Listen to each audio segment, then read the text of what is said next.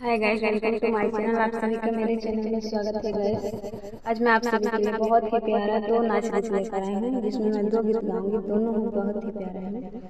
आप सभी सुनिए और पसंद आए तो प्लीज मेरे चैनल को लाइक करिए, सब्सक्राइब करिए और ज़्यादा से ज़्यादा शेयर करिए गाइस। क्यों आप लोग गाना तो सुन लेते हैं पर लाइक नहीं करते हैं, किया जाता है आप सभी को पसंद नहीं आता है। तो चलिए सुनाते हैं, एंजॉय करिए इस गीत को। ऊपर चलेला जहाज, नीचे आवेला आवाज। ऊपर चलेला जहाज, नीचे आवेला आवाज। दौरी दौरी देवारा देखी का आवेला। दौरी दौरी देवारा देखी का आवेला। एको साया आवेला, एगो साड़ी आवेला। एगो साया आवेला, एगो साड़ी आवेला। एगो ननदो के दुपट्टावा बेकार आवेला। एगो ननद जी के सुटावा बेकार आवेला। ऊपर चलेला जहाज, नीचे आवेला आवाज। ऊपर चलेला जहाज, नीचे आवेला आवाज। दौरी दौरी देवारा देखी का आवेला। एगो धोती आवेला, एगो कुर्ता आवेला। एगो धोती आवेला, एगो कुर्ता आवेला। एगो देवर जी के गमछा बेकार आवेला। एगो देवर जी के गमछा बेकार आवेला। ऊपर चलेला जहाज, नीचे आवेला आवाज। दौरी दौरी देवारा देखी का आवेला। एगो पैंट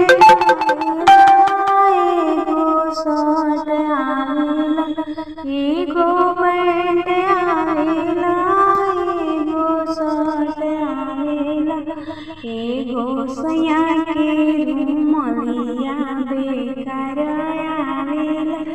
एगो सैया जी के रुमलिया बेकार आवेला। चलिए दूसरा सुनाते हैं।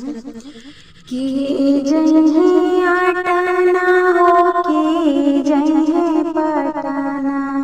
कि जय आटा ना हो, कि जय पटाना। करके हो जय ना काला कात के नौकरिया। के हो जय ना काला कात के नौकरिया। ससुर जय आटा ना हो, भसुर जय पटाना।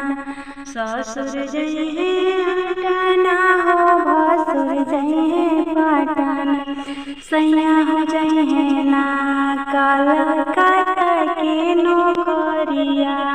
सैया हो जय ना के लइहे सुगवा साड़ी। के लिए कांगाना।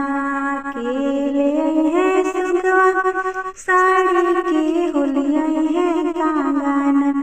के होलई है ना जाना मार लटी कुलिया। के होलई है ना जाना मार लटी कुलिया। ससुर लई है सुगवा साड़ी, भसुर लई है कांगाना।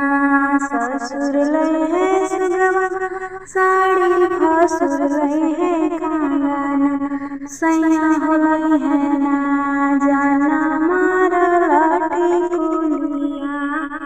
सैया होले है ना जाना मार लाठी कुलिया। सैया ले है ना फाट गई है सुगवा, टूट गई है कांगा।